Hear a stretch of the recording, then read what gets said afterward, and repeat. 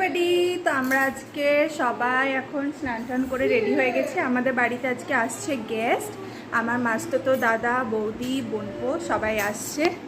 এখন ঘড়িতে বাজে 12:57। তো চলো দেখি মায়ের কাছে যাই, মা আজকে কী কী রান্না। এই যে রয়েছে সাদা ভাত, তারপর এখানে রয়েছে শাক ভাজা আর পটল ভাজা, এটা ঝিঙ্গে আলু পোস্ত। আচ্ছা, ঝিঙ্গে আলু পোস্ত পেঁয়াজ দিয়ে না। আর এটা লাউ দিয়ে ডাল। এটা হচ্ছে লাউ দিয়ে ডাল। আচ্ছা, বান মাছের কারি। আচ্ছা, এটা বান মাছের কারি। এই মাছটা আমার খুব ফেভারিট মাছ, ভাজবো। আচ্ছা, এটা হচ্ছে কাজলি মাছ, এটা মা গরম গরম ভাজবে খাওয়ার সময়, তাই রেখে দিয়েছে।